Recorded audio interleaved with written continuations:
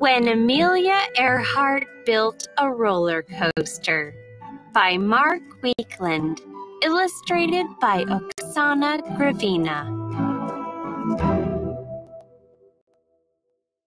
Amelia Earhart was different than other girls of her day. She loved action and adventure. Instead of wearing dresses while she played, she wore pants.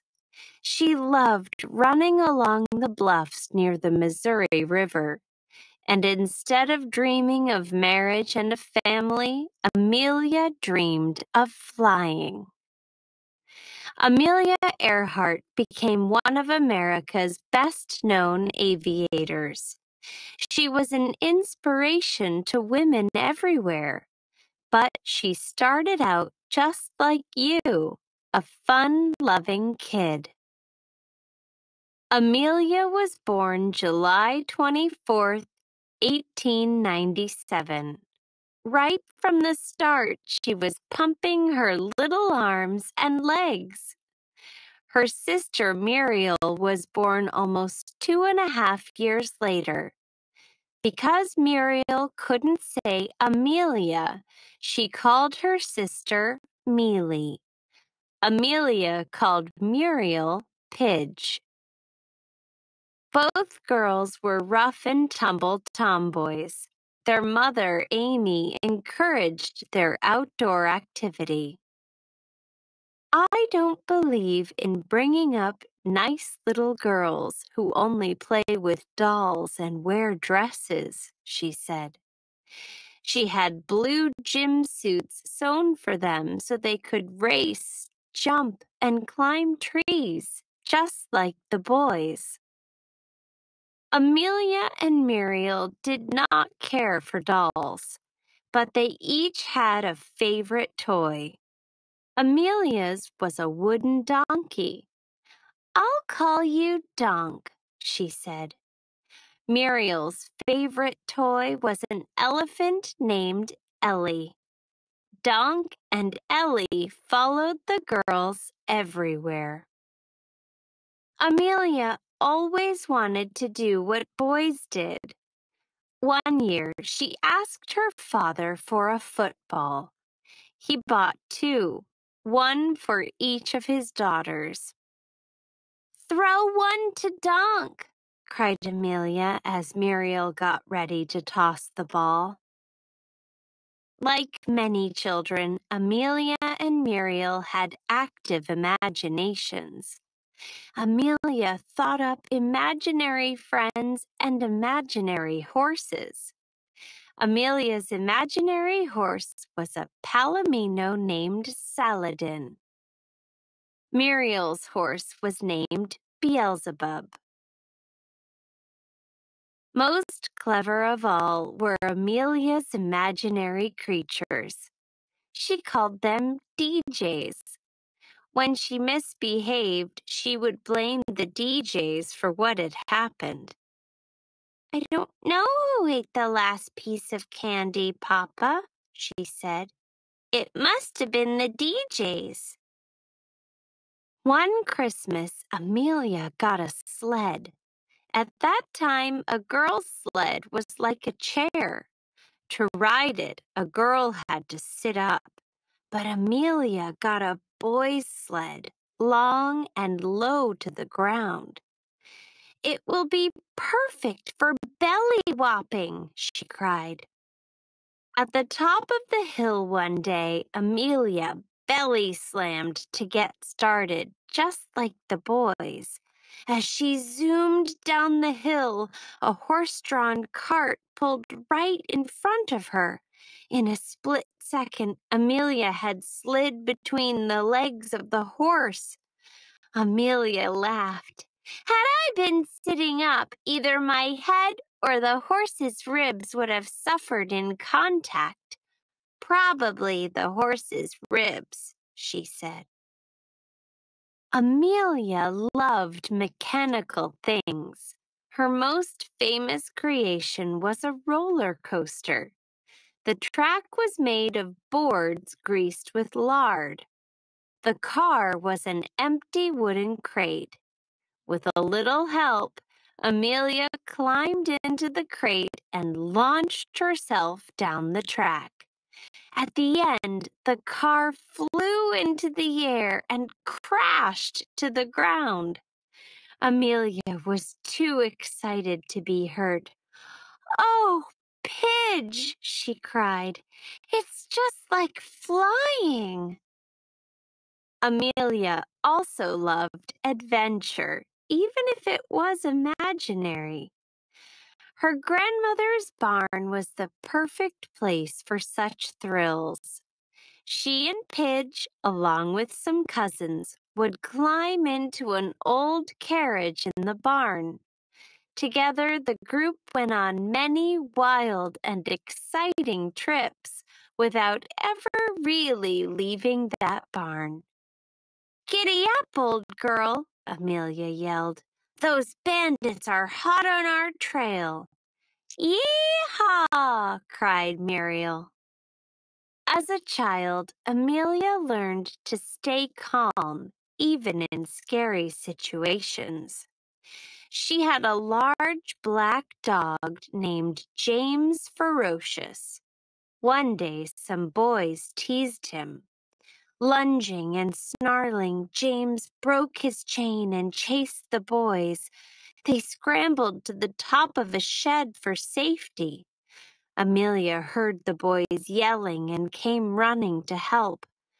"James Ferocious, you naughty dog," she said in a soothing voice.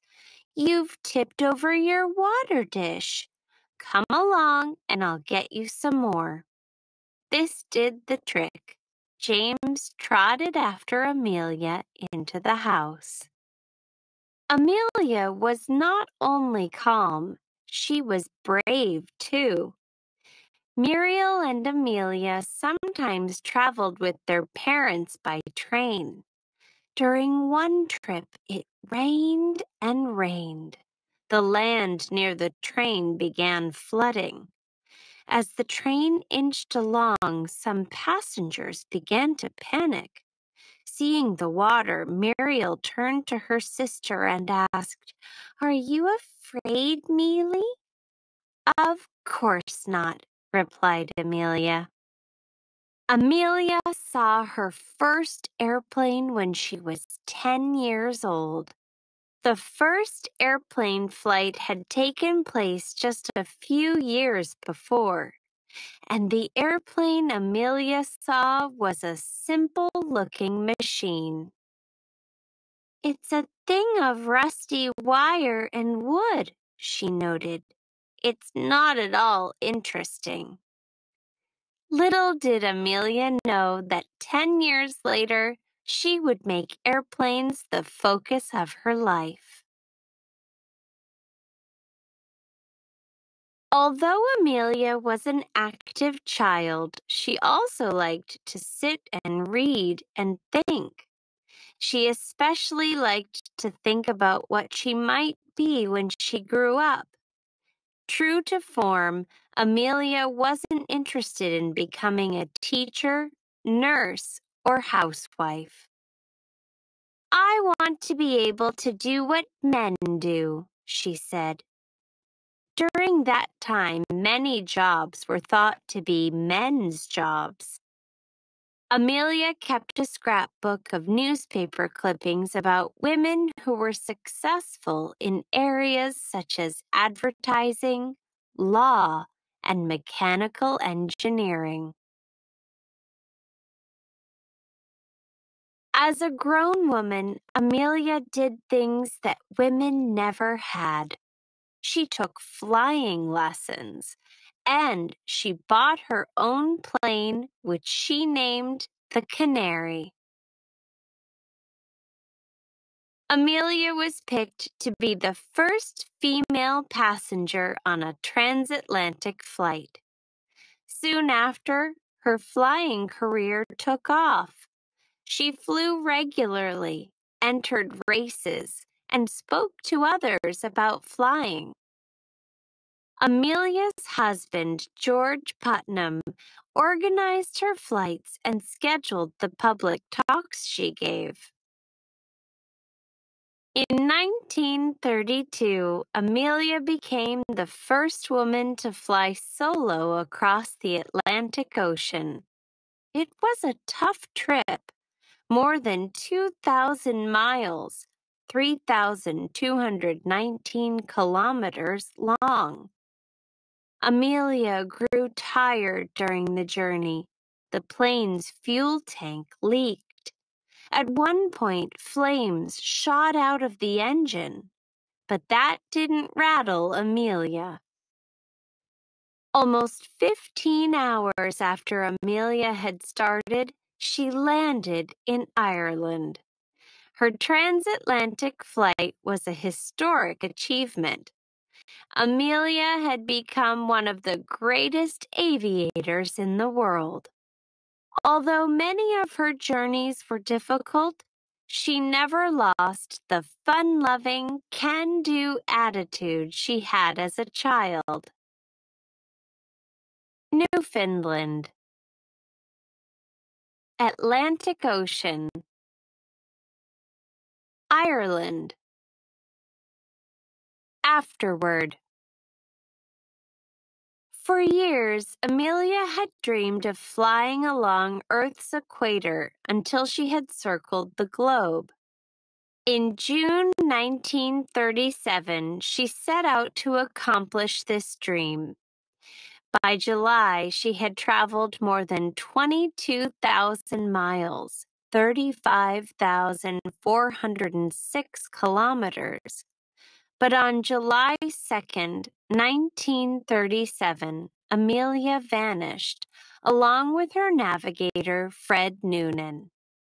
It is most likely that she ran out of fuel while looking for her landing site. For days, the U.S. government searched for Amelia and Fred, but they were never found. Amelia Earhart led by being an example to others. As a child, she showed a determination to be herself. And as she grew older, she stayed true to what she believed. Women must try to do things as men have tried, she said. When they fail, their failure must be but a challenge to others. Today, people are still inspired by Amelia Earhart's life of bravery and accomplishment.